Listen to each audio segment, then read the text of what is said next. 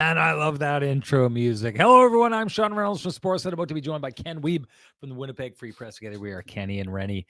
Renny's got the comb over going on here. Not too late to fix that. This is the Kenny and Renny post-game show after a game, ladies and gentlemen, that I think gave me more faith in the Winnipeg Jets, more belief in the Winnipeg Jets than any of their three previous wins before this. I know some of you are going to be like, what are you talking about? They lost the game, and those other games were wins, and blah blah. And Renny sees beyond those things, folks. And Renny's going to tell you about it. And you know what? Why don't you hop in my shiny brand new Toyota that I got from Jim Pattison Toyota on Regent, and we'll take the opening drive together, and I'll tell you why I take faith away from a victory like this, or sorry, from a loss like this.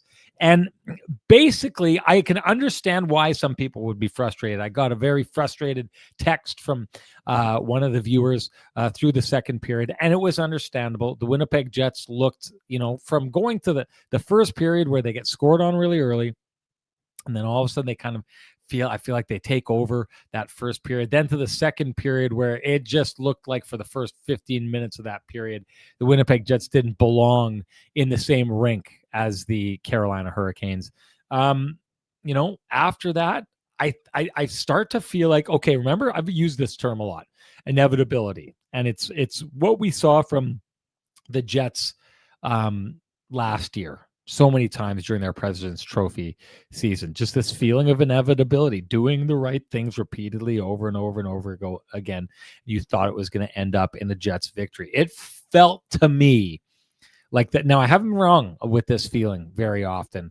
I'll tell you why. In the end, I think things were wrong, but it felt to me started to get that feeling of inevitability, right? Like right towards the end of the game, even after they ice the puck and the Jets get the puck and they come back into the zone, they get an unbelievable look, right? Like Mark Scheifele passes the puck over to Jonathan Toews. It's there. Two players that, probably just aren't used to playing with each other. So Jonathan Toews is probably just a little bit out of the spot that guys who've played with Mark Scheifele a lot, would be in. He's just a foot over. This is how the NHL works. It moves at such a fast pace. So much of what these players do is instinctual, and these two players just haven't locked in yet. This is one of those learning opportunities. The next time there's an opportunity like that, if there is a next time, my guess is Jonathan Toews is going to be right in the right spot to put that in and send that one to overtime. But just kind of the spirit that I saw from the Winnipeg Jets of fighting their way back into that game. Now, I'm going to say this. We'll get talking about Nick Ehlers, and I don't want to steal that part of the buffet because that's the juiciest, tastiest part of today's buffet, and we know that Ken is going to gorge himself on that. But I still contend that one of the reasons the Winnipeg Jets are not the comeback team that you saw last year is because of the loss of Nikolaj Ehlers. Now, yes, the Winnipeg Jets pushed a lot in that game, and yes, Scott Arniel touched on it, that he basically thought a lot of that changed because of how the Carolina Hurricanes stopped pressing the way that they had the entirety of the game. You want to know why they didn't? Well, take a look at all the odd man rushes that the Jets created opportunity and success off of. I take it that the coaching staff of the Carolina Hurricanes were a little scared off by that and then basically allowed the Jets out of their zone. You know me, I don't think that's the way that you play the Winnipeg Jets. I think if you're going to beat the Jets, you typically need to cram it down their throat, because if you let them come down rolling on you, it's often going to end in a victory for the Winnipeg Jets. What do I know? The Carolina Hurricanes won that game. So clearly Rod the Bod knew exactly what he needed to do on this night. But so many opportunities by the Jets still, though. If you notice, and you'll see what I'm talking about here, especially if you've got your PVR, if you recorded the game, go back and look at the last number of the minutes of the game. And you'll notice that the Winnipeg Jets are in the offensive zone, but they're battling for the puck on the boards. So often they're battling for the pucks. It's not what we've seen from the Jets in the past, where they've all got their backs to the boards and the team that they're playing is collapsed to the middle of the ice. Again, That's what Nick Ehlers was brilliant at. His speed back. He got you your zone entry. He backed off the defense. He got everyone set up. And now the Jets could push. The Jets just were not, again, able to get into that position as often as they did last season. And that inevitability that I talked about, that inevitability comes from creating more and more and more opportunity for yourself, doing the right things over and over and over and over again. There's just not as much opportunity for the Jets to score, to tie games up this year as there was last year, because they don't have that secret weapon to get into their perfect scoring position. I will say this.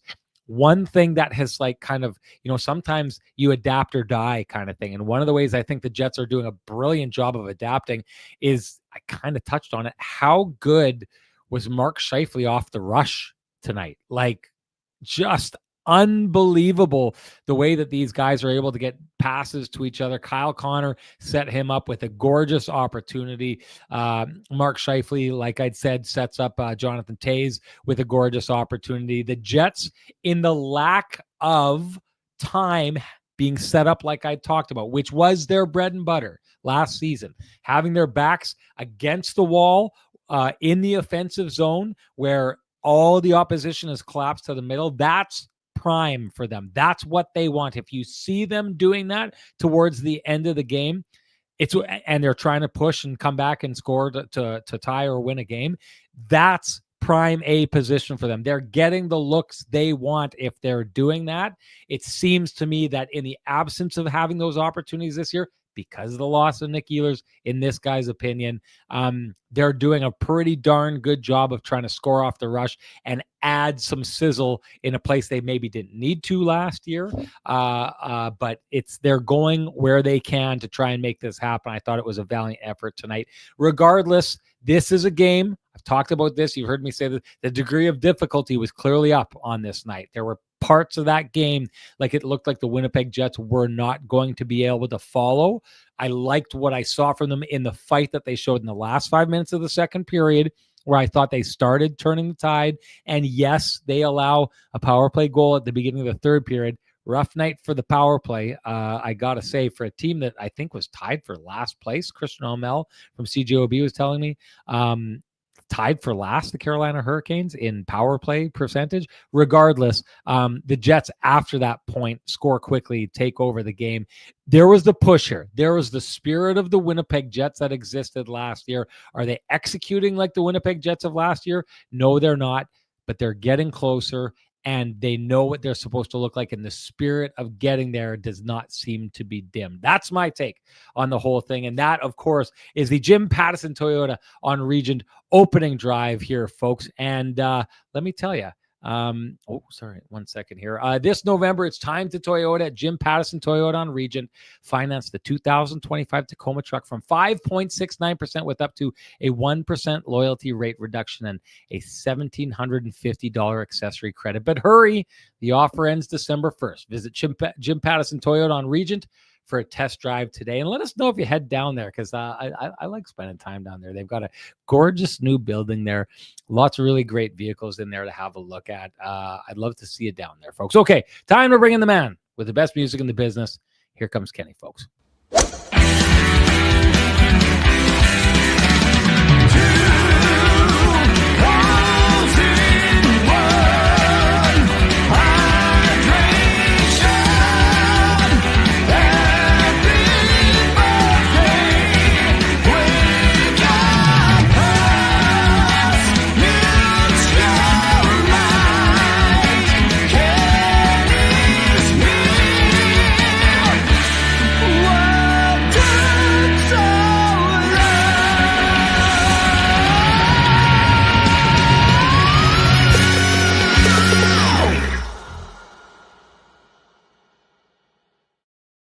Kenny, I'm not one to talk as we're almost 10 minutes into the show here, but lots to talk about on this day. So you're going to have to be very, very efficient with how you handle the buffet on this one. But take a look and tell me, before we do that, I just took a look at that suit that you're rocking. And my goodness, Kenny, once again, shooting it out of the park. I'm mixing up my analogies. I'm back to baseball. I thought we left that behind. But hey, if you want to mix analogies and shoot it out of the park, you know what to do, folks. Head on down to Vittorio Rossi on Corydon Avenue. Walk in, loudly proclaim Kenny and Renny sent you.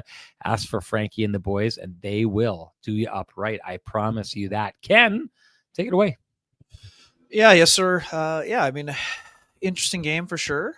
We spent a lot of time, in the last stretch of time saying the Jets are sort of, playing at the level of their opponent. And I think they did the same thing today, except they played against a much better opponent. So I would say there was a lot of encouraging signs out of the game. I mean, second period, I'm with you. The Jets were not really in it in a lot of ways. I mean, they got a little bit frustrated. I mean, we'll get into Gabe Velarde, what he thought in a minute, but just the Jets were sort of, it was reminding me of like some of the games against the LA Kings. I know, again, this is totally two different styles in terms of one team, like in your face, just sort of water bugs shooting from everywhere. But the way that the LA Kings have had success against the Jets is sort of forcing them to be an impatient team. I thought the Carolina Hurricanes did a great job of that in the second period, sort of forcing a bunch of transition turnovers, which were costly for the Winnipeg Jets. Overall, their third period was excellent. And Sean, this is the wild thing. I mean, scoring chances, the high dangers were wild. 9-1 for the Jets in the game. Now, I don't see how the Jordan Staal second goal high tip is not a high danger chance. I mean, it is a redirection from the slot. I mean, for me, that's plotted in the wrong area. But regardless, even if that's a high danger chance, it's still 9-2 in the game. I mean, Brandon Bussey looked behind him. I think he might have looked behind himself 3 or 4 different times in the third period with various shots from Mark Scheifele and others. Cole Perfetti also. Now, again, I don't think it was a perfect game by the Jets, but I think that if they play that style for the next 16 to 20 games, they're going to have a lot more success than struggles. Now, they hit the 20-game mark with a record of 12-8. We're going to dig into that a little bit more. Nikolaj Ehlers' return was what was expected, I think. Maybe a little bit more booing pre-video than I maybe expected, but we knew that there would be some folks in the fan base, Sean, that were sour that he left town, even though he said a bunch of nice things that he means on the way out. Some folks are sort of, if you're with us, you're with us, and if you're not, then peace out. But otherwise, I thought that the fans did an excellent job on the tribute after the video. And no doubt Nikolaj was going to be emotional. We knew this. I spoke with him almost 2 weeks ago in Toronto. He talked about being nervous and having emotions, and he showed genuine gratitude in his clapping for the fans after the standing ovation. I think that was excellently done. And then Nikolaj Ehlers in kind of vintage Ehlers fashion, Sean. I mean, the look off, we've seen this play before. I mean, looks the player off, finds the backdoor seam for the 1T, and there's Svechnikov banging it home for, at the time, an insurance marker, and in the end, game-winning goal. Impressive stuff. I mean, Lou Perlin, Carolina owned the second period. I agree, but I just was saying that at 5-on-5, the Jets were fine. Now, giving up that shorty was absolutely bone-crushing in a lot of ways for the Jets after building that 2-1 lead. But, I mean, overall, again, this was a big news day, Sean. We know this, and for folks who missed it, I'm sure most of you have caught up, but the Jets will be without their MVP, Connor Hellebuyck, for the next 4 to 6 weeks, and that means Eric Comrie will get his chance to carry the mail. So we'll dig in more to that, but that's a big development here today. Yeah, let me just close the book on talking about Nikolaj Ehlers here because I think Sammer 77347 says it all here. It says never realized how frustrating Ehlers is to play against. This was like, honestly, Ken, to see him playing for another team and to see the Jets react to that speed kind of just really opened my eyes a little bit, because the Jets usually handle those kind of things extremely well. You've seen over the years how much better the Jets have got against guys like Connor McDavid, right? Like, remember seeing Neil Pionk in Connor McDavid's kitchen all of these times, and you can just see the Jets have got better and better at handling that. And this just gives you an idea of, like, I think a lot of the folks out there are being like, my goodness, this is what teams have faced against the Jets for a long time. When I say about what I think how losing Nikolaj Ehlers has kind of changed the Jets, and I think so far quarter of the way through the season, the amount of times that the Jets won their ways, scored their ways back into games last year compared to this year on average, I think this is one of these Renny takes that is aging like the good old evergreen there. But it was fascinating to see just like the like how dangerous he looked. And for a guy, Ken, who before the game had said to us, I had asked him basically how he thinks the process of him fitting on his new team is going. And he admitted, like, it's been tricky. It's been tricky to get in with this team and kind of figure out the system, fall into the system. I've said this before, same thing with the Jets. You got to find your way into that system, play it properly first, and then build on top of it. We know Nick Ehlers has a skill set that he can get stuff done, but right now he's not able to kind of get it done the way that he clearly wants to be doing it, and yet was dangerous all night. And Ken seemed just like a step away from breaking things open time and time again, and in the end does so with a just sickening no-look pass, setting up what turns out to be the game winner. I wonder how often this happens, because remember, Pierre-Luc Dubois helped spurn the Jets when he returned for the first time with LA, scored a goal in a game that, if I remember correctly, LA won. So this is another example. Trouba had a big goal in New York against or maybe it was here against the Jets, actually, too. There you go. Oh, the first time was the first game of the year in New York, was it? Sorry, in New York, yes. Yeah. Game winner, I think, too. Yes. And if I remember correctly, after that, they went on to play New Jersey or something like that. Brossois had a really good game. There was a tiny little moment in time where people thought there was a goaltending controversy there. Well, because he started the third game also. He started games 2 and 3. Exactly. There you go. Anyways, just quickly, Sean, wrapping up Ehlers. I mean, Brind'Amour said it would take, he said from his own personal experience, which he has the same experience from coming to the Hurricanes as a player from Philadelphia, where he was the captain. He said it took him 1.5 years to feel comfortable, and he won't be surprised if it takes Ehlers that long, even though he likes the signs of him kind of cranking things up. That's 9 of 10 games with at least a point. Anyway, so I thought it was super interesting that Rod Brind'Amour mentioned that this morning. And yeah, I mean, you're bang on. I mean, when I talked to Ehlers a couple Sundays ago in Toronto, he was saying the same things. I mean, it's not an easy system to get used to, and that shows. But as you mentioned, I mean, tonight he only had 1 shot on net, but 7 shot attempts. And it seemed like every time he was on the ice, he was dangerous with Logan Stankoven and Jackson Blake. I mean, I love the look of that line. I mean, again, I think that he could work great with Seth Jarvis, but it wasn't working. In that second line role. Again, we've seen what Nikolaj Ehlers does when he's on the second line, right? Yeah. I mean, we have firsthand knowledge of that. How about let's put that comment back up? That's Flame and Comfort or no? Yeah. Before you do that, I just want to say you found Rod the Bod's comments is interesting. Like, I find Samer 77347. This is a really great take just to kind of understand. I think a lot of Jets fans got a real good understanding of how tough it was for the Winnipeg Jets to play against the Winnipeg Jets when he was there, and what a weapon the Winnipeg Jets had in that player. So that is your Flame and Comfort hot take of the game. Good kind of hot take. Brought to you by Flame and Comfort, Manitoba's premier supplier of fireplaces, wood stoves, inserts, and everything hearth related. After 50 years heating up your world, Flame and Comfort has moved to 1465 St. James Street.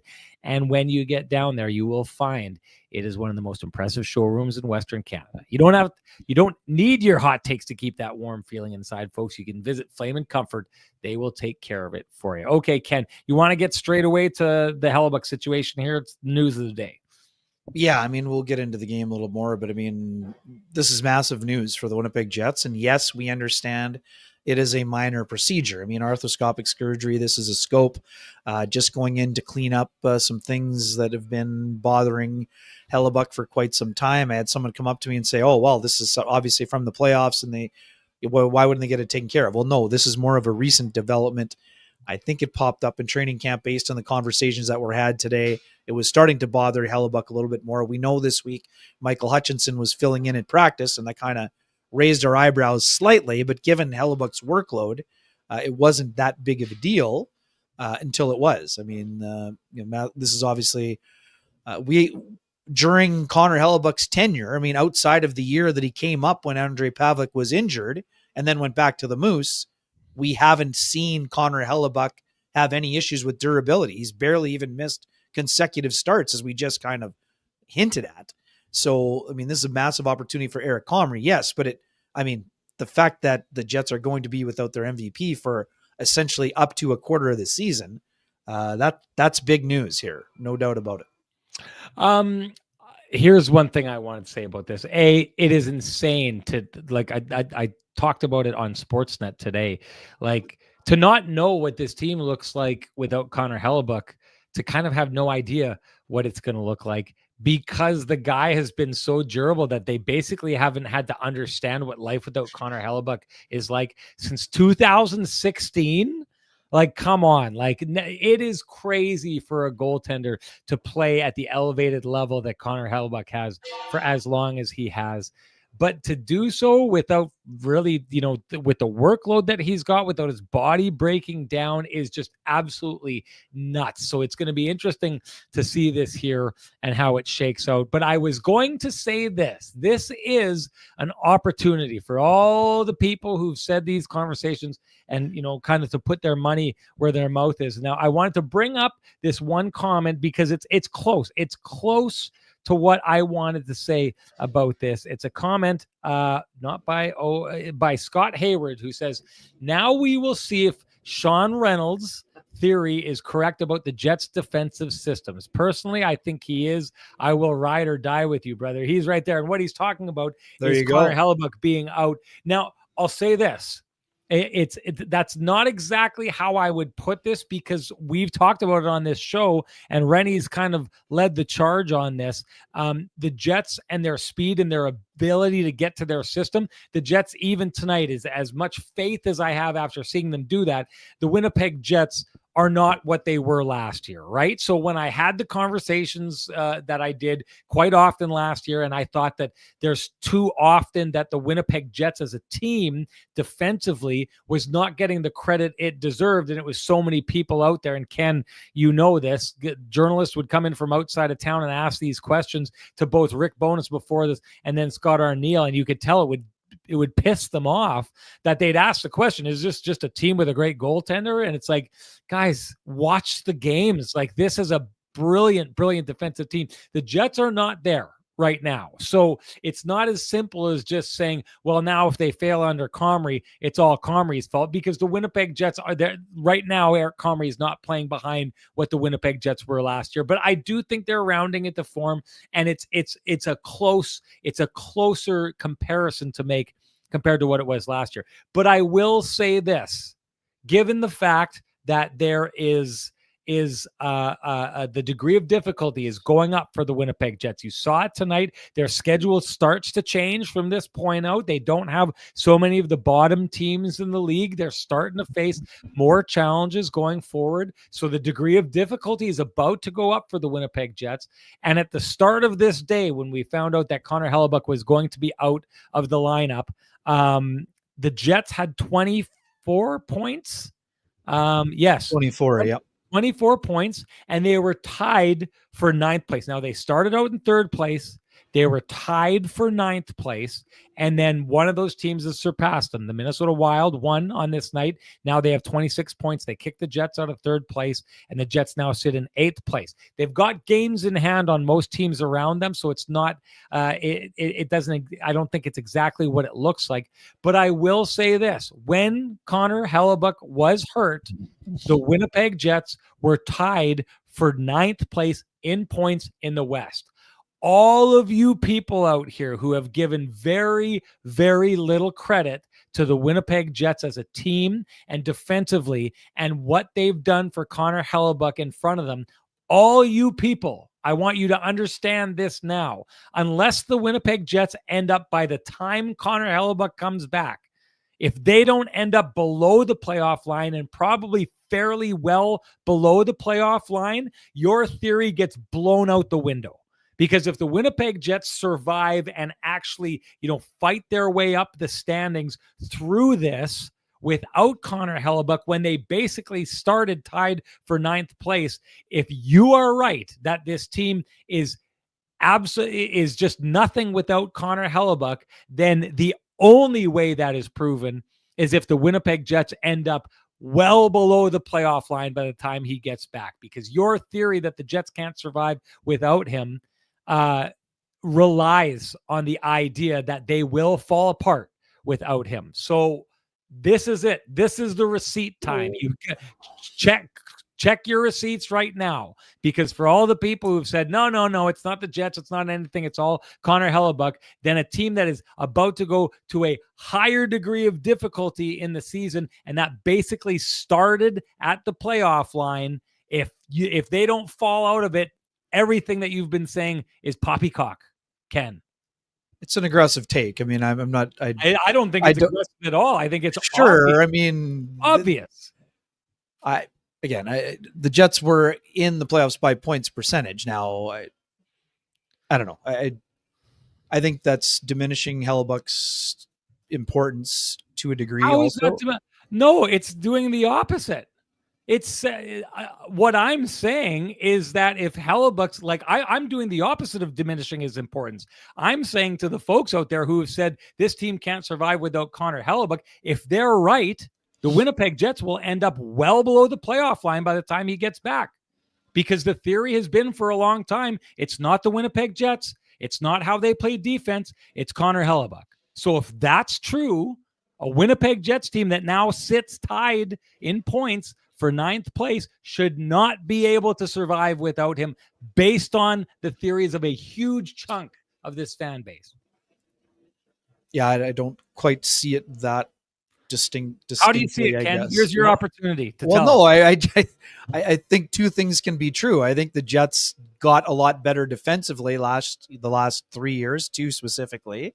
And in the first quarter, again, we don't agree on this. I don't think the Jets played particularly sound defensively for the majority of the first 20 games. So, right. And Scott Arniel agrees. He basically said today, flat out, that in the last 4 or 5 games, they've looked like themselves. And I would agree with that, but that's 5 out of 20. So I think the Jets are rounding into better form defensively. So they're better equipped to handle the second quarter of the year, whether it's Comrie or Thomas Milic or whatever else they get sorted out here. I don't think you're picking up on the point that I'm making. For years now, there's been people out there who've been saying the Winnipeg Jets aren't all or nothing. No, we know that. Team.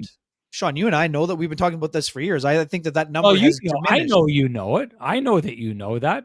I think that that number has diminished to a very small level, but that doesn't mean that it can't be a big blow for the Jets to. I mean, even if the Jets, I mean, what are we calling survival in this situation? I'm 500 hockey, or I'm saying it has to be a big blow. Okay, that's exactly. But it doesn't mean they have to fall below the playoff line for it still to not. I mean, they can manage it okay, but not suddenly be 20 points below the line, right? Right. If they handle it okay, Ken, it would suggest that the Winnipeg doesn't diminish his importance, though. I never said it diminished their importance. I said that if it's true that Connor Hellebuyck is what drives this team entirely, there should be a significant tail off. Should there not? I don't know. I mean, we talked about this last year. I mean, even when Brissois was here, Sean. I mean, the numbers were very similar. I know you like to ride the fence, but now you're playing both sides of the fence here, Ken. What's happening here? I just don't think that it's necessarily, there can be some middle ground is what I'm trying to say. That's all I'm saying. Right. BA Split says Renny is right. Examples on Brissois, Riddick, and Combs wasn't, oh man, when he left to play with Buff comes, I don't know. I can't read that. Sorry, I forgot my glasses. I'll stop at the Rennie's right part. That was my favorite part of that. Let's get to quickly. What is surviving for the Jets? How do you think? What are they going to look like in the next 20 games? That's the question. That's where we have to be. So it's again. So you give me your take. Connor Hellebuyck's importance to the Winnipeg Jets is what, and without him being there, what do you expect life without Connor Hellebuyck to look like, and where do you think they end up by the time he comes back? Sure, that's the juice. Right on. No, so we've talked about these things. They didn't have anyone like Dylan Samberg. They didn't have anyone like Kyle Connor. They didn't really have anyone like Mark Scheifele. For me, this is easy. This is the biggest injury blow the Jets have had in the last decade, maybe ever, outside of Dustin Byfuglien for me. This is their biggest loss of a player. Now, that's not to say they're going to fall flat on their face. I don't think that. But I think this is even more significant than losing their best shutdown D-man or losing their best goal scorer or losing their top center. Even though I think that Eric Comrie is a competent goaltender, which I've said all along, the Jets are still, Adam Lowry said it best, they're without the best goalie in the world, and there's room for debate with that. I get it. But this is the biggest honestly, blow that they've... I don't think there is, but go on. As in he isn't, or... No, as in he is. I don't think there's a debate. He's got he's the Hart Trophy winner in the back-to-back Vezina trophies. It's exactly. So this is their biggest blow they've had to deal with on an injury front. I mean, we've never even talked about it before because we didn't think it would be happening. So you've said it's a big blow. What does Ken Wiebe think that blow is going to look like? Tell us what it looks like in their play and how you think it plays out. I think if they go 500 in the next 20 games, I think it is a success, to be perfectly honest. That's not to say that they couldn't do better, but I think that they're a 500 team without him. Okay, so a 500 and they might be better, but... And where do you think that puts them, Ken? If the Jets are 500, it will put them right where they are now, right in the thick of the wild card chase. No, because they're a 600 team right now. A 500 team is going to put them... They'll still be in the wild card chase. They'll be in the mix, but they're probably at 500. I would suggest puts them 6 to 8 points out of the playoffs. That's a significant amount below the playoff line. So there you go. Like that's all I'm saying. So you think what I'm saying that I think a lot of people out there think, that without Connor Hellebuyck, you just said it, the Winnipeg Jets are a 500 hockey club without Winnipeg Jets. That's where you think that is. And there's nothing wrong with that answer. And a lot of people would look and say, you lose the best goalie in the world. I'm not arguing that. The best goalie in the world just went out of the Winnipeg Jets lineup. What happens now is the question. You believe they're a 500 hockey club with Eric Comrie as their starting goaltender.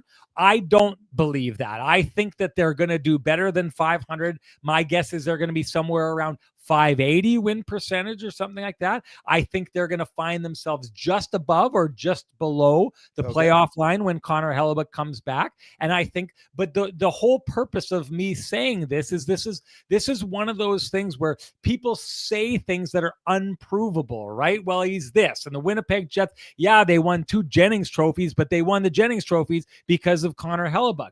Now that is being put to the test. If people are saying that the Winnipeg Jets were the best team in the NHL and it was their goaltender that was doing it when it came to being defensive, then without that guy, the results should not be there.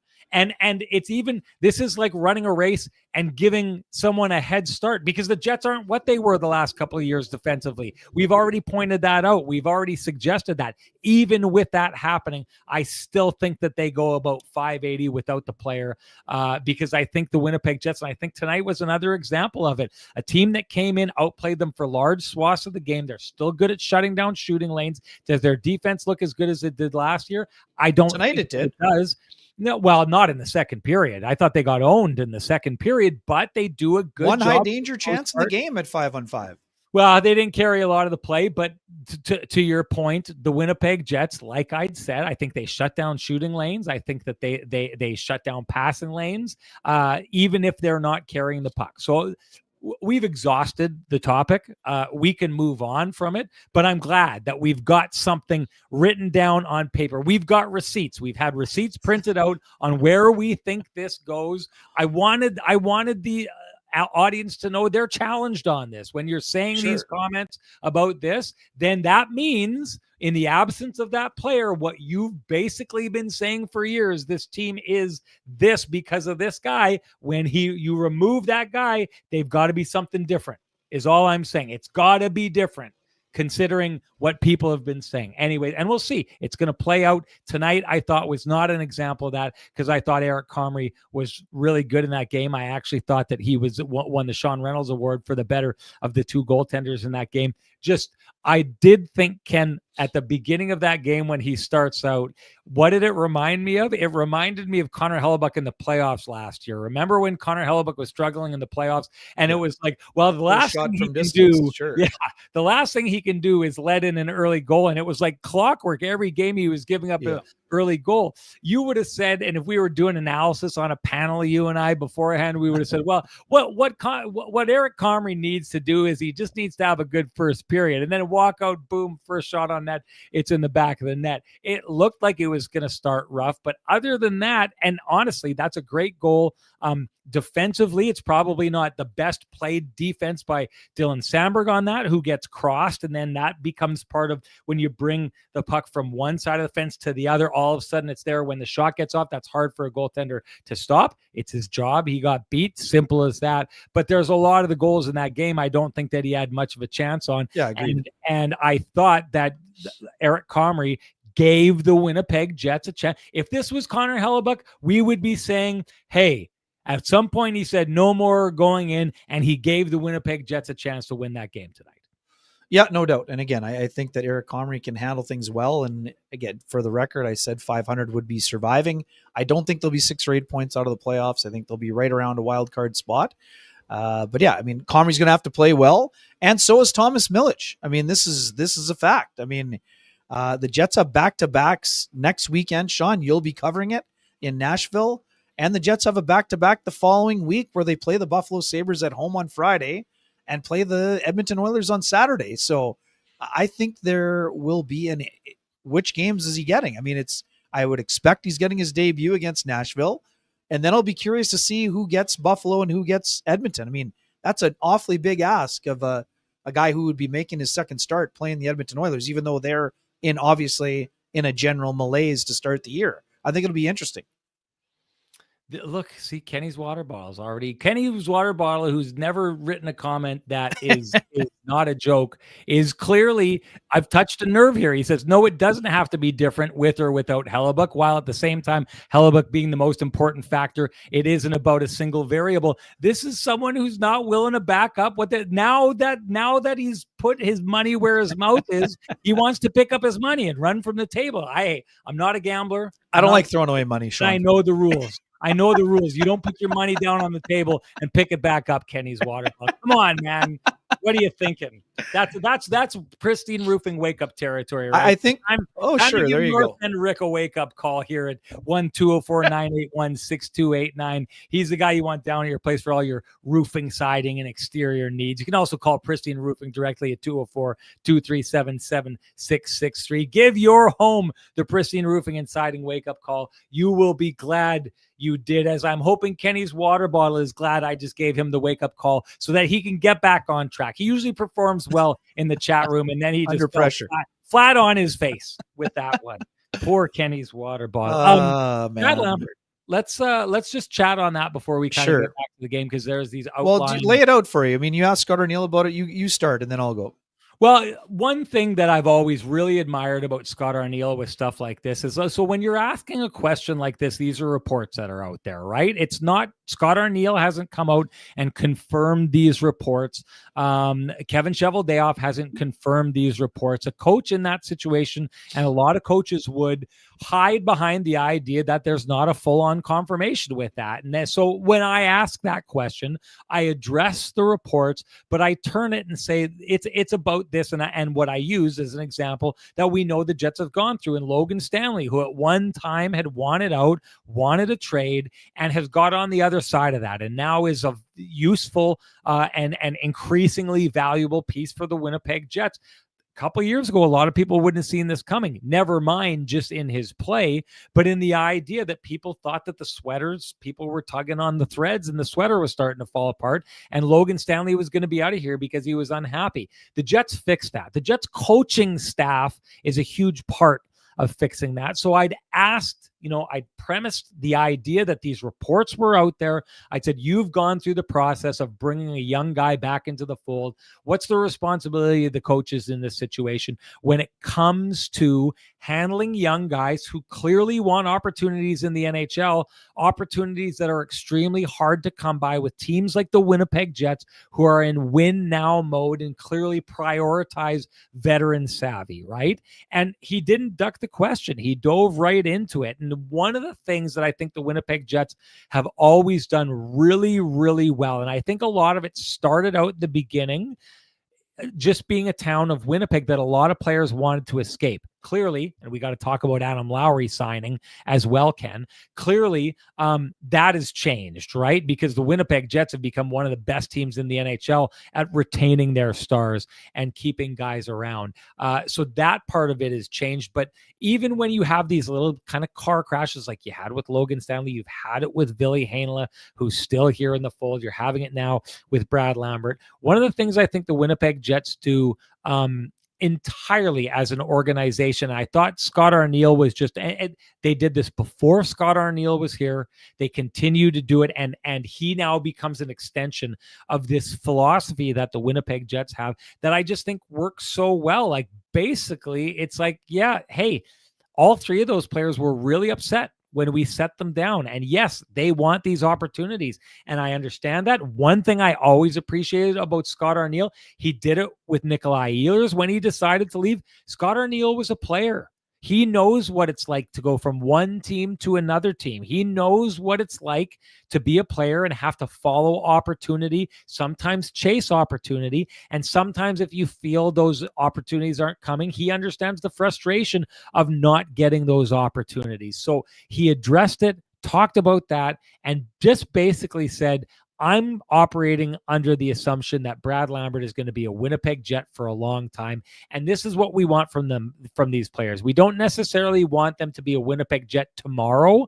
We want them to be a Winnipeg Jet for 15 years going on forward, a long time from now. You've heard this talk from them before. And of course you've heard this talk because it's a pattern that I'm talking about. But if I'm Brad Lambert and I want to be mad, and he probably does want to be mad, and I get it. I get being a young guy, and I get that it's frustrating to look around other teams in the league and say, I bet I could play for that team right now, or that team, or that team. Why can't I play for this one? The reason you can't is because the Winnipeg Jets are a contender. And listen, there's room for debate. I'm not saying there's not. There's room for debate that the Winnipeg Jets should be going younger in certain spots and then maybe, like trying to find that balance.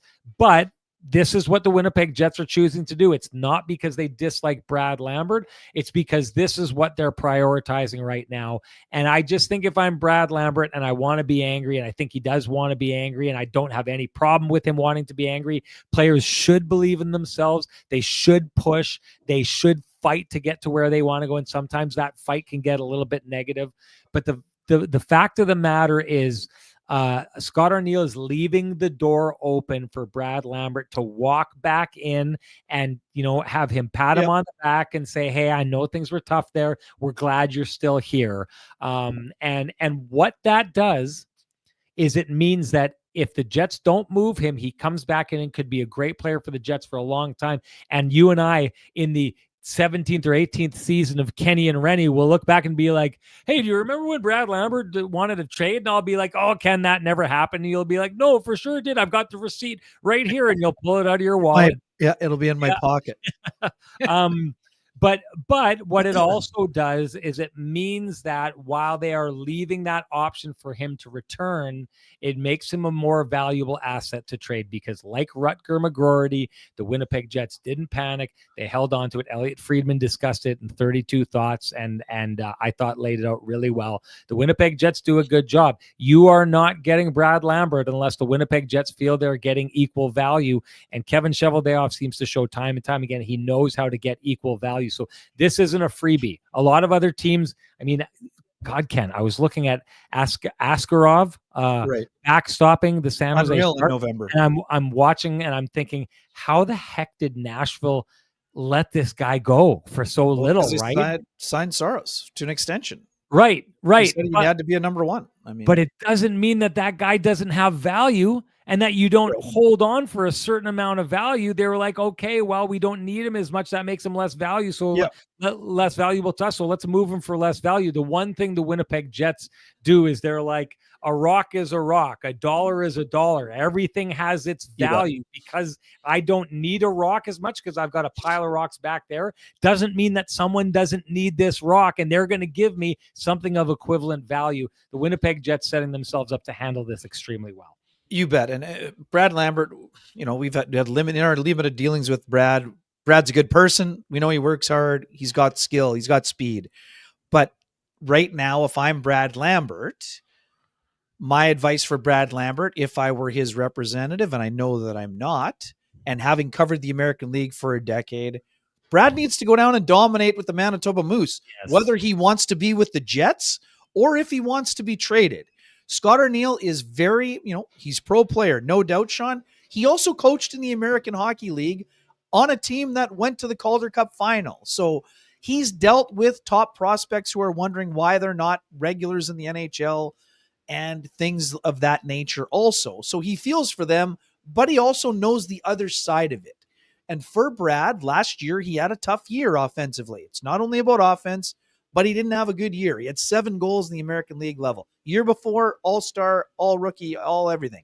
But Brad needs to elevate his game. We know he's had a position change. It's not easy to do. Sean, we talked about this privately in the preseason.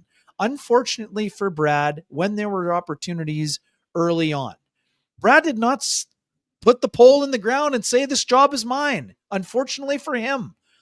And you can argue what you want, and they used other players, sure. But in training camp and in the limited opportunities that he had, there were some flashes for sure. But neither Brad nor Nikita Chibrikov put their pole in the ground and said, this is my job, and you can't take it from me. So right now, the best thing for Brad, and again, leaks happen, we understand, usually they're strategic, but if you're Brad, you need to dominate at the American Hockey League level. The Jets aren't going to penalize him for this coming out. They want him to succeed. Brad needs to succeed by playing well. I think he can do that. So anyways, I think it'll be interesting to see how it unfolds. Sean, you brought up a great example. Logan Stanley 1 year at the deadline, it leaked out that he wanted out. Jets didn't trade him. Now he's on their third pairing. So Brad is a guy that can be comfortably a middle 6 forward with speed. Probably makes more sense on a scoring line than a checking line right now, unfortunately for Brad, because he's still working on his defensive side of the game. There's no doubt that he has NHL speed and he has the ability to put the puck in the net. He got his first NHL goal, showed some signs of that, but there hasn't been a consistent enough or dominant enough stretch for Brad to say, I can be a top 6 player right now on a Stanley Cup contender. So he needs to change the narrative around that. It's up to him.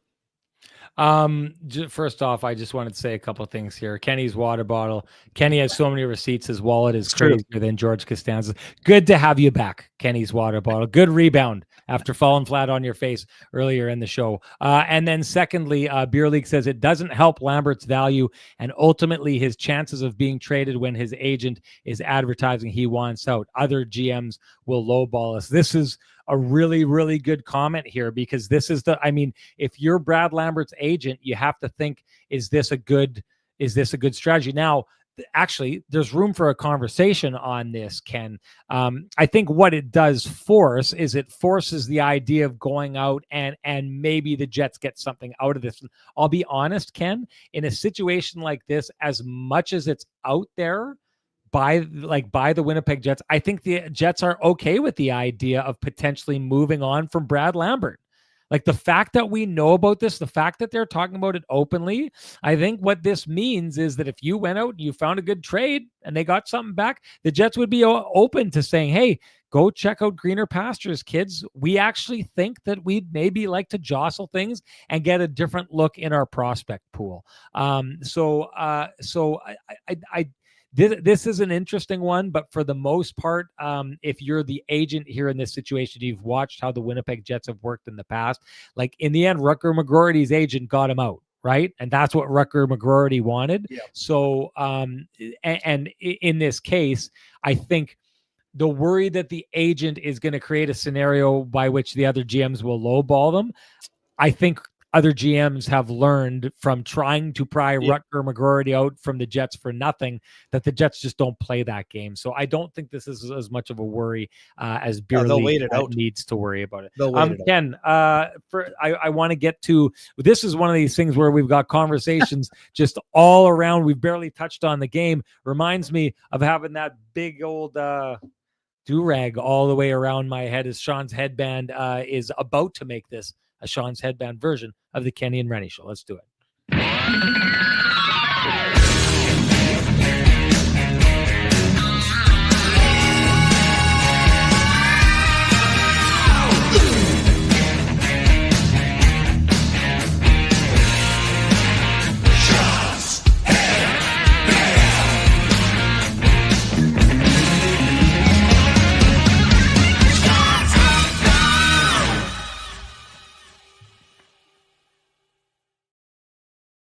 Total aside here, Ken, entirely different direction. I think that Gabe Vilardi is a watcher of the K&R show.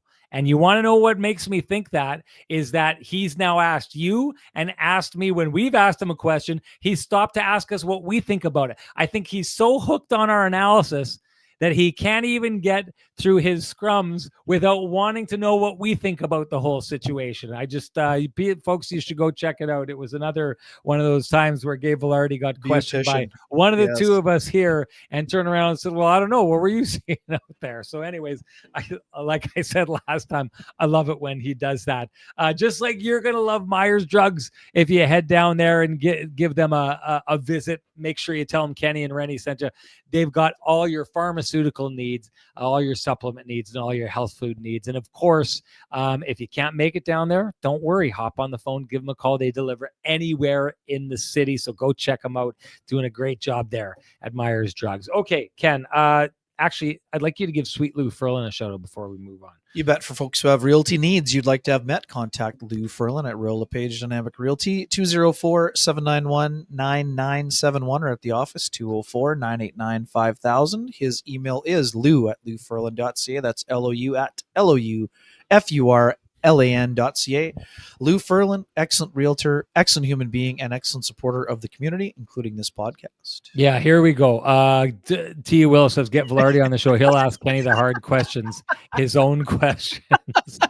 Good stuff. Outstanding. Well, T. Will misses us. He'd like a live event. That's what I hear from that. No doubt. What do you see, T. Will? What do you see? What do you see in the scrums? I asked him that question once. I asked him that question once. I got backed into a wall for about 4 hours. It was crazy. We can't do that. Tremendous. Just letting people know it's going to end up going long here tonight because we're just getting to talking about Adam Lowry, which is a topic that deserves a lot of time. So, Ken, Adam Lowry signs an extension, 5 years. Loved the way he talked about it and joked about his agent where he said, I don't know, just get me signed back in Winnipeg. And his agent's like, Adam, that's not really the best negotiation strategy. But just another player now. So now add it to the list. Neil Pionk comes through. He doesn't want to leave. He doesn't want to go anywhere else. Yep. Mark Scheifele, Kyle Connor, just before this. Connor Hellebuyck, the Hart Trophy winner. And like, put it this way, you want to talk receipts, put this receipt in your wallet. Josh Morrissey is going to do the exact same thing. Just your thoughts on the importance of that signing. Nikolaj Ehlers weighed in on it. The importance of that signing for the Winnipeg Jets on top of all of the other signings where guys just can't seem to get enough of Winnipeg. Alex Iafallo, we never added onto that list. Yeah, and even Vladislav Nemestikov extending. Colin Miller. Niederreiter. There's a Nemestikov, Fleury. List. Yes. Yeah, I mean, this is a massive signing. I mean, it made me think, obviously, of the last time Adam Lowry signed an extension before GMs around the league were drooling, and we had Elliot on, and Elliot Friedman was saying how GMs were texting him to say that you got to be wrong on this one, right? I mean, that can't be right. Yeah. I mean, Lowry signed for 3.25, and people were prepared to go to 4 or higher. So, I mean, some folks are naturally looking at age and saying, oh, well, 5 years at 33 years old, this can't age well. Well, again, the Jets have already got a long line of guys that are pulling a Benjamin Button, reverse aging, still getting better in their 30s. Adam Lowry, I think, is one of those players in a lot of ways. Yes, he plays a heavy-duty system, a rugged style that, folks think naturally the decline is going to happen precipitously. Adam still looks like he's getting better to me. Now, see what happens in those last 2 years. But for me, even if Adam Lowry is a, 2B or a third-line checking line player for 3 or 4 of those 5 years, it's still potentially a successful deal in a lot of fronts. If the Jets put up a banner, it won't matter at all. It's going to be a home run. But to me, Lowry is going to have value throughout the 5 years of the contract, even if that value is as a penalty killer and a fourth line player in the last, whatever it is, a year or two. But for me, this guy is a heart and soul piece. We've applauded him for his leadership style, and this is just an outstanding deal. I mean, we don't like to dig too deep into the numbers, but he's basically taking up less than basically 4% of the cap. And, he's definitely worth more than 4% of the cap given the role that he plays, Sean, right? Never mind the physical nature or the offensive secondary scoring, play driving, penalty killing, rugged nature. Also, some people may or may not like it, but his willingness to drop the gloves when necessary. But this guy always puts his teammates first. He did it in this own negotiation. Kyle Connor was going to get his deal first. Adam Lowry pointed that out when he spoke for the first time after his recovery was underway, and we knew he wouldn't be in the Jets training camp this year. So for me, this is whether you want to call it a ground rule double or a home run, either way, the Jets tied up another important piece, locked him up. And this is a guy that embodies the city he plays in, the province he lives in, and, he represents everything the organization, the Jets organization, wants to embody. That's how I see it. Terry Trey, great way to put it. He's a throwback. This is something that's, and it's one of these things I shouldn't be doing as a journalist because I'm just going to be giving it away to other people. But what I'd sure like to do is have a conversation just one-on-one with Lowry and grab some comments for the upcoming broadcast. We've got Wednesday night hockey next week against the Washington Capitals, and then Saturday night hockey night in Canada game against the Nashville Predators, and then the following Wednesday against Montreal. You know what I think would be fascinating, Ken, because I personally think, and I think Adam Lowry knows that he's a player that time and time again has left money on the table, right, to stay in Winnipeg. And there's a couple things at play here. Like Adam Lowry's dad was an NHL player, right? So Adam knows what it's like to go from city to city to city with his dad, right? I wonder what effect that has on the decisions that he's made to become a lifelong Winnipeg Jet. The other part about that is his dad was a hockey player, so he made good money. Adam Lowry grew up in a family that had good money, right? And it seems to have, allowed him to understand money in a way that he understands what he needs and doesn't seem to be a guy who goes clamoring for more. So I'd actually be really fascinated to hear some of the conversations that maybe Adam and Dave Lowry have had and how that colors the way that Adam has negotiated his contracts. Because I mean, Adam is an extremely humble guy, humble to the point of leaving the money on the table that I personally believe he's left. Like you'd said about how much he's taking up, Ken, his value clearly far exceeds out that, and his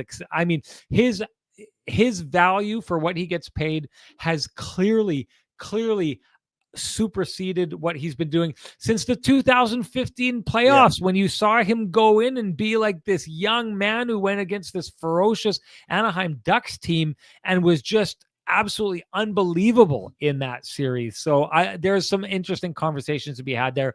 I do have to make the point, Ken, that I was making with you. The Lowry signing, it has to be done. The Kyle Connor signing, I told you, I think it's going to be unbelievable value.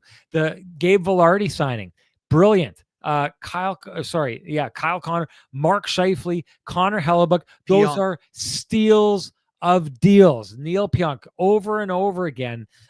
If you look at them, and I said this, so Ken and I were talking back and forth about Lowry, and I'd said, yes, if you look at it every single one of these deals makes sense. The interesting part of this for me is when you're starting to look at guys like Mark Scheifele and Adam Lowry and Connor Hellebuyck, who stretch all the way back to 2011 with this organization. Then Josh Morrissey comes shortly afterwards. And then Kyle Connor's the newbie. In 2015, he's with the team and not playing with the team by 2017. This, in the end, the one thing that I can't square away with this is the Winnipeg Jets have locked down, and not just doubled down, they've tripled down, they've quadrupled down. And if I knew what it was, what the word was to go 5 times down on something, I would say it. I just don't know what the word is right now. But the Winnipeg Jets have shown an insane amount of faith in a core that has not shown itself to be a core that gets things done at the most important time of the year. Now, so we go back and they've got 2 series victories in 2018. And they've got a series victory against the Edmonton Oilers in the bubble. And then they've got a series victory last year, the hockey gods victory in my mind against the St. Louis Blues. So for me, Ken, this is a group now that the Winnipeg Jets, by the time it's all said and done, have made a 2-decade show of faith to, a bet on, that they're going to get to that ultimate place. And Ken, I'll ask you this. In hockey, in football, in baseball, in basketball, in soccer, in any sport, I actually think this is truly unique. Has there ever been, Ken, has there ever been an organization that made as long a bet on a core that has really like amazing things? President's Trophy, Hart Trophy, Vezina trophies, Lady Byng trophies, a defenseman who's just waiting or nipping on the heels of the Norris Trophy winners. Like there's so much that this team has done. And years from now, 20 years from now, people are going to look back on this era of the Jets and be like, oh my goodness, what a team. And they'll remember those trophies and all those different kind of things. But I'm trying to think in sports of a team that hasn't changed course. Like here's a perfect example. Like even the Florida Panthers, who the Jets, Scott Arniel talked about, hey, they went out and they won the President's Trophy. And then they went out the next year and they made it to the Stanley Cup final. And then the year after that, they won it all. And the year after that, they won it all again, right? But it's a little bit of an apples and oranges, because what happened in that year after they won the President's Trophy, and then the next year, they took their top scoring player and traded him away along with their top defenseman at the time for Calgary's top player. And they changed the mix, is what they did. They tried something different. The Winnipeg Jets, they don't roll like that, and I don't see it happening, Ken. I don't see the Winnipeg Jets, if things don't turn out their way next year, saying, you know what, we're going to go trade Kyle Connor and see what happens if we trade him for this player or whatever. I'm not even going to entertain any names or anything like that. But I just get back to the idea that I don't think I've ever seen such a strong show of faith by an organization in any sport that I can think of for a group that has struggled the way this group has in the postseason when it matters most.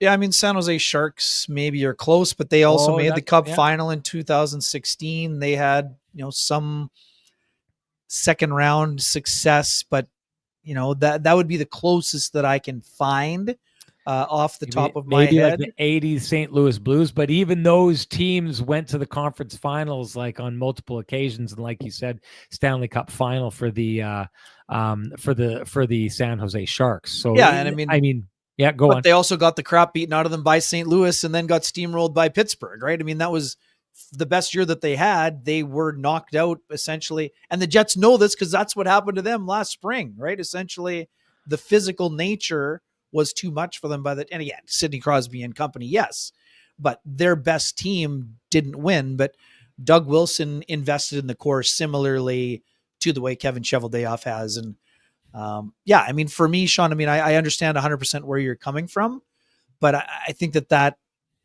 it was a perfect storm for the Panthers, because Matthew Tkachuk wanted out of Calgary. So right. So to me, there would have to be something in reverse here, right? I don't think it would be Hellebuyck or Connor demanding to be out.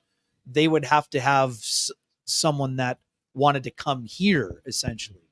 Man, I've banned this guy 19 me too. times. So just to give people what's going on, like clearly that's a spam bot. So like, don't take it to heart. Otherwise, you'd be arguing with the computer. So you don't need to do that. Arguing with strangers on the internet is bad enough. Arguing with an algorithm is the worst kind of thing here. What happened in this is usually Renny is the one who sets up the feed. Kenny set it up so that there's a double feed on YouTube, and the one over here is inviting in the bots. I don't know how to stop it, folks. So Thank sorry you, that Well, I have blocked it. That. We've blocked it over and over again. I know some people were asking for that. If you don't take it to heart, folks, I think bald is beautiful, especially with this guy over here. So I wouldn't worry about it. I'm not worried about it. I know this guy knows his value, and he's not worried about it either. And you all know his value as well out there, folks. Beer League for the win. Here you go. Sean agrees. Well, I honestly, I do. I gotta say it. I shot my shot. To make sure that I washed my hands of it. And you folks can shoot for growth with Cambrian Wealth. Grow your wealth today to reach tomorrow's big goals. Cambrian's wealth team can assist. Invest in your future self your way. Our pals at Cambrian Wealth give straight up investing advice you can actually understand and help you make a strong financial play to get there. Book an appointment at cambrian.mb.ca to do so. And Ken, I'm kind of getting a little bit excited. I'm about 2 months out from going and renegotiating my mortgage with the fine folks at Cambrian. I will do so down at the Henderson branch. Anyone, like I said, if I'm heading down to Toyota, if I'm going down to Cambrian, you're all welcome to join me. I got to go see Frankie and the boys. You know, I'm not sure if I want everyone down there because I kind of like to have Frankie and the boys all to myself. You know, I kind of like to be pampered. Yeah, that's right. You know? I'm going to come actually to spoil the party. I need some shirts. You should come along. I need some shirts. I don't with me. The suits I got 4 last spring, but I need a few more shirts. We're going to make it a K&R party down there. Perfect. Exactly. Okay. Sorry, quickly, this is a counter to Nick's point, which is 100% valid. The reason they are doubling down on these players is because they don't have suitable replacements in the organizational depth chart, and they have trouble bringing in number one goalies, top line center, top line winger, one of the best checking line centers in the league. So, and they much like Doug Wilson in the San Jose Sharks, they believe that core group can win eventually. That's why they keep making this investment in them. Now, that's up to them to show that. And they know it. Adam talked about it openly today. Yeah, I keep looking at this and saying, and Nick Lynham is saying absolute truths here. If 6 years from now, when Mark Scheifele and Connor Hellebuyck and Adam Lowry are all in their late 30s, and Father Time is going to eventually catch up with these players, and it would be unfathomable to think that 6 years from now, those three players would all be operating in a way that age hadn't somewhat caught up with them. It would be crazy to think that. And if there aren't, I mean, I guess I have to wonder what would we look at and say it was a success? Or are we already there? Because like I said, I know enough about Winnipeg, and I know enough what it was like to grow up in Manitoba and near Winnipeg in the 80s, and how much people loved those 80s teams. And I think, for a lot of people, it was enough that the Dale Hawerchuk Winnipeg Jets were that team that just couldn't get past the Edmonton Oilers, right? Like maybe it's enough to win the President's Trophy. Maybe this whole time it's all about this. I'm not saying the Winnipeg Jets aren't trying to win a Stanley Cup, but their playoff results, no one can deny it. Their playoff results have not been where they want them to be, or where you would expect them to be based on how they've been able to perform in the regular season. But maybe just keeping good people who play really great hockey and really entertaining hockey and win National Hockey League trophies and win major accolades, maybe that's going to be enough by the time it's all said and done. I still contest. I have never, ever in sports seen as long a bet as the Winnipeg Jets have made on this core, on a core that has just really, outside of 2018, where I've said this before, I think the Winnipeg Jets were the best team in the NHL and should have won the Stanley Cup this year. Outside of that year, there really hasn't been a lot to write home about when it comes to playoff success. And yet the Jets keep saying, well, then it'll be this year. Well, then it'll be this year. Well, then it'll be this year. I hope I've got the same patience with Renny Jr. and Renny Jr. Sr. Because that's having that kind of faith in people. I do think it's special.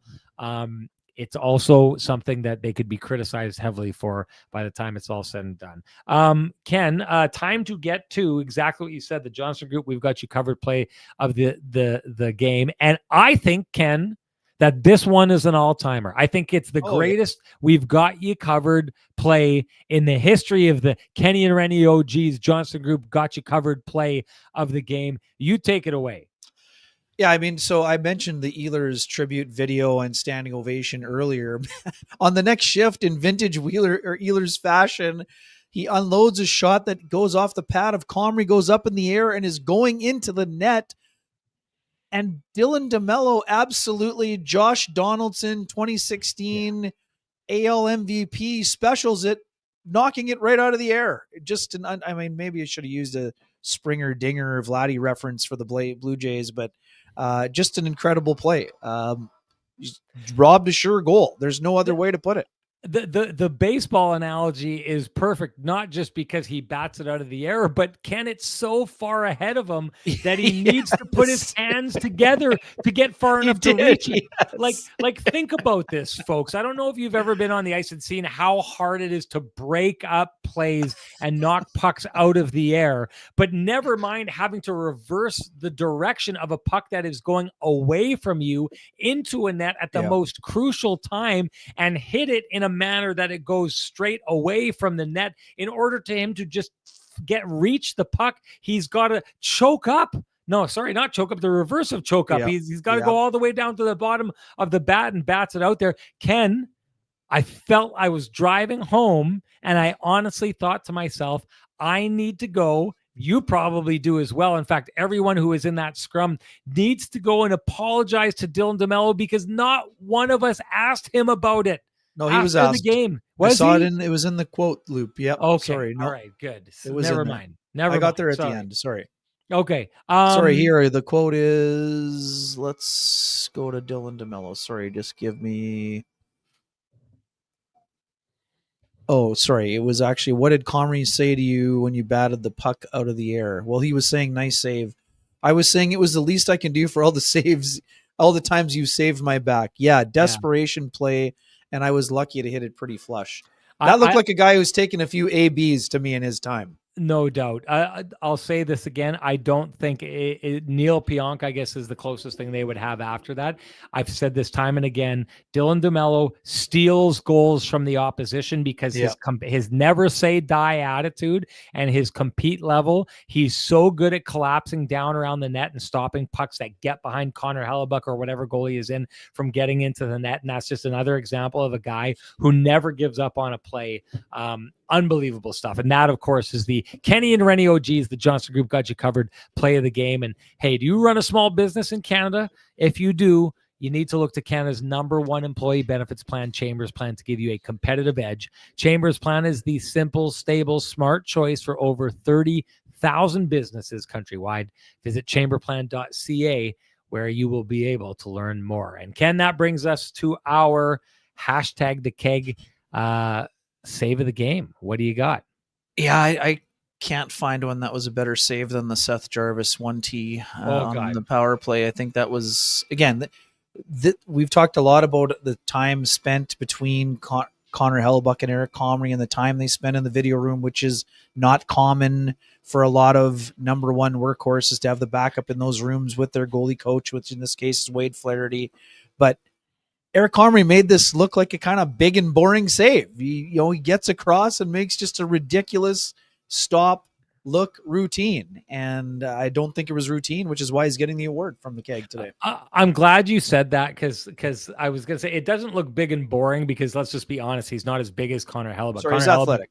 Is a huge human being, but what is equal is the idea that it still looks boring to him. Like he steps out and steps Great job in, of checking out of the side of the crease. Yes, Challenging. anticipates and then reacts with the blocker. Like that is an unbelievable shot. And he not only reacts with the blocker, but he does so, you can tell, instinctually redirecting the puck into a spot where it's not a problem, right? Like it doesn't hit him and pop up in the air and ends up being like a 5-alarm fire in the crease, and it doesn't end up falling right in front of him and someone whacking it. It's like the Jets broke down right there. They broke down in their coverage. And when you break down in coverage, now you're scrambling. Unless your goaltender redirects a puck that heads off into the corner, and now everyone's got time to get back. So not only does he save a goal that looked to me like it was going to be a sure goal, but he then buys the rest of his teammate time to get their legs back underneath him. I thought it was just an absolutely brilliant save and a great example of a guy that's very capable also in the Winnipeg Jets system. That's for me and for Ken, our hashtag the keg save of the game. It doesn't matter what we think, though. It matters what you think. Share with us here. Hashtag the keg save of the game. You're automatically entered to win a $50 gift certificate usable at any of the 3 fine keg locations here in the city of Winnipeg. Each location finer than the last. And that brings us to our winner from last show. That would be Ron Lots. Ron, you know what to do. Direct message me at SN Sean Reynolds. Send me your full name. Send me an email. I will have the fine folks at the keg send you a $50 gift certificate usable at any of the 3 fine keg locations here in the city of Winnipeg. Each location finer than the last. Ken, before we go, I've started to see this. There's a lot of people who are starting to have conversations. I saw it earlier on, talk about moving Morgan Barron up to the second line, moving Jonathan Toews down to the fourth line. Jonathan Toews was that close to scoring the tying goal in this game. He'd had some opportunities. He's around it, but the puck isn't getting into the back of the net for Jonathan Toews. I wanted to ask you the question this way so it doesn't become repetitive. And I think it's a different way of looking at this situation. Where Jonathan Toews has been right now, I wonder if you would rank for me what you think is the Winnipeg Jets in order of importance this year. And we can start at Connor Hellebuyck because you already said that. But give me an idea where you think Jonathan Toews ranks so far this year in order of importance for the Winnipeg Jets. Yeah, I mean, for me, it's still an incomplete grade for me. But what I would do, not a grade. I want to go down the list. So Connor Hellebuyck is probably the most important person to the Winnipeg Jets. Josh Morrissey, I think is right there with Mark Scheifele for second. Scheifele second, third. Kyle Connor is probably fourth. We're looking in that area there because he's on the top line, because he's scoring. We're looking at Gabe Vilardi's probably 5. Adam Lowry coming in is around 6. We're looking at a guy like Neil Pionk, the way he's played, around 7. Dylan Sandberg coming in is probably around 8th or 9th. And then we start getting into the idea of guys like right now, has Nino Niederreiter shown better so far? Has 12 points. Yeah, I mean, he's shown better offensively, certainly. So I guess it's a way of saying at this stage, I know there's a different place to go, but I guess it is our job at some point to analyze and to gauge where we think this is going. And I know that you think the best is yet to come and there's time for him to grow, and there clearly is. I think around the game 10 mark, there's been a little bit of a plateau with Jonathan Toews. And I guess for me, I thought the way of looking at this right now is Jonathan Toews for me is around the 10, 11, 12th in importance for the Winnipeg Jets so far this season. And sure. I wonder if that's enough. And maybe more so, I wonder if for Jonathan Toews being the 10th to 12th most important player on any team that he's been on would be something that he would be accepting of or okay with. Well, I mean, Yeah, I mean, right now he's the 9th or 10th most important forward on the team. I mean, that's Not in not terms of forward. I don't know production. about forward, but on the team, on the roster, like maybe Perfetti's got to go ahead of him as well. I have a Perfetti ahead of him He's on barely my played, list. but yeah, I mean, but he's got to be. They were expecting him to be better. I mean, again, I would just put it this way: I would, in terms of changes, I would put Morgan Barron's speed on that line with Taves and Perfetti. I would put Vladislav Nemestikov in the 4C role, even though I understand he's got 6 goals and 7 points, and that's okay. That's a great start for him. But I would give it a lot more rope before I would pull the pin on the experiment of him not being able to handle a middle 6 role. And we saw it today. Adam Lowry went into the 2 hole, and that line played well. Yeah. That's one thing I think we got to do before we go. The line changes. I actually found some of the most intriguing line blending that I've seen from a Winnipeg Jets coach, period. Quite honestly, Ken, like I thought there was a different level of creativity to that really hasn't existed, especially going back to the Paul Maurice days, which, you could very much see Paul Maurice's line blends were basically a way to say to the players, you know what, hopefully this will shake you up before I put everything right back where it was. The line changes that you saw today, do you think there's anything in those line changes that have some legs? I mean, I would give it some, an opportunity, but I also think that I want to see more of Taves and Perfetti. But again, we talked about this on the flip side with Ehlers. We thought Ehlers would be a great fit with Aho and Jarvis. It didn't work. He looks great with Stankoven and Blake. So, I mean, maybe Taves will click more with Niederreiter. I mean, it's 100% possible. But I would try, like I said, if we're going to make change, I liked what I saw in the changes for sure in the third. I thought Gus Nyquist showed a little bit more. Yep. Again, Nyquist and Taves was also something we wondered about. So I would also be open to seeing Barron, Nyquist, and Perfetti, Taves, Barron, Taves, and Perfetti as an option, or who knows? I mean, they've got lots of things that they can try still. But yeah, I mean, I think we'll see those lines against the Minnesota Wild on Sunday. That's what I think. But we could show up in the morning for practice, and he goes back to what we saw today. So I think we should see those lines again. Like I liked what I saw from them, and it is hard. I don't know if you picked up on what Scott O'Neill was saying about how the Carolina Hurricanes played that third period, or if you draw the same inference. I don't think it was much of an inference. He basically, when the question was being asked about how the Jets pushed in that third period, he said, well, sometimes that has something to do with the other team, is essentially what he said. And I thought personally the Carolina Hurricanes stopped trying to trap the Jets in their own zone and just started trying to defend up ice, letting them come out, which led to the kind of domination that we saw from the Jets in the third period and everything but getting back onto the scoreboard. But I'll say this. I thought Nyquist on the fourth line was a problem. I don't think that is where I don't think he fits there, and I don't think that he gives you more in that spot than a guy like Pearson or Koepke, who are flopping in and out of the lineup to make space for Nyquist. So I think what we saw in that situation there was an attempt to kind of rediscover what they were trying to earlier on with Nyquist and Taves, in that you've got two guys who think their way through the game. Maybe you can kind of find something there. And just, I thought Cole Perfetti reacted really, really well to playing alongside Adam Lowry, and putting Nemesnikov. It was Nemesnikov who went on that line as well, correct? Yeah.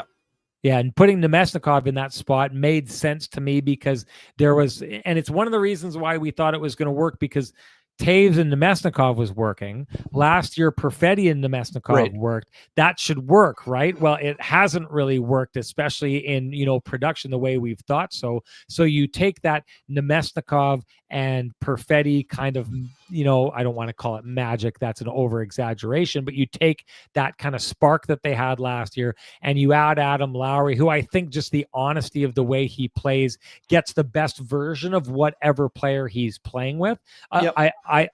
I want to see more of that. I thought that was very, very interesting.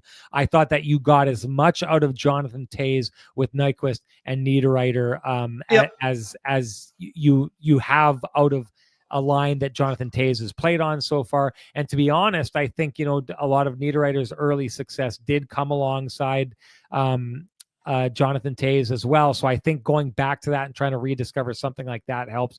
And then you kind of get the third line back to being, because I'll say this, Morgan Barron at the beginning of the year, he was absolutely unbelievable. That kind of pressure that line is supposed to play, I don't think they were achieving that with Nyquist on that line. So I think you potentially have the ability to unlock Barron and get back to what he was doing at the beginning of the year if you go with that. So I got to say this, I'm glad he didn't touch the top line, Scott Arniel, because I thought the top line was pushing it. Again, it's another game, like I said last game, it's not them sitting back and capitalizing on mistakes. It's the top line going out and pushing and generating. They should have been left alone because they were great. The rest of it, I want to see more.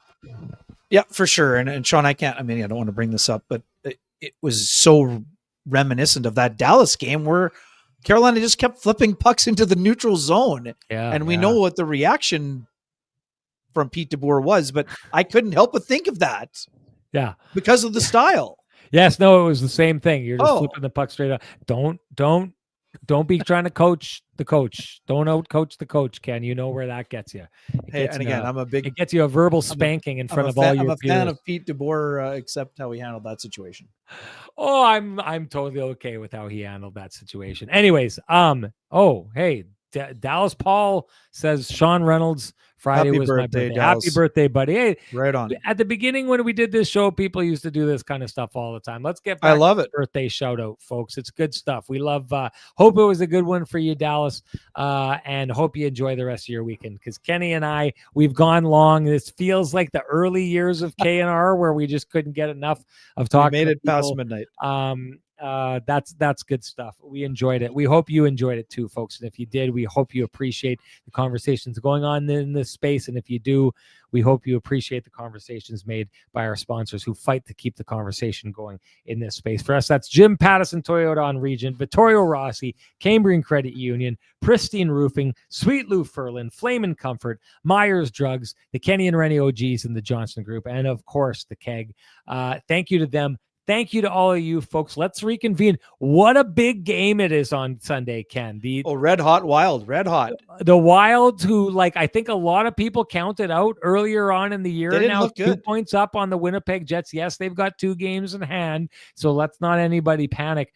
But I was on CJOB with Cam at noon, and I was asked about this road stand and what I thought success would be in these 3 games. And I'd said, well, probably 2 out of 3, but I think one of those 2 has to be against the Minnesota Wild, because they're coming. Right. This is one of those swing games, and the Jets usually perform really good in these swing games.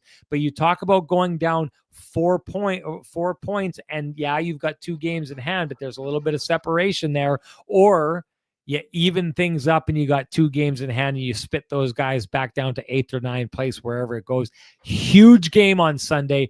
I'm looking forward to it. Also, for Take Your Kids to Work Day, I'm taking Renny Jr. and Renny Jr. Sr. are both coming along. I'm going to make them dominate the scrum, Ken. They're going to ask all the questions, or else they're going to get a talking to when they get home.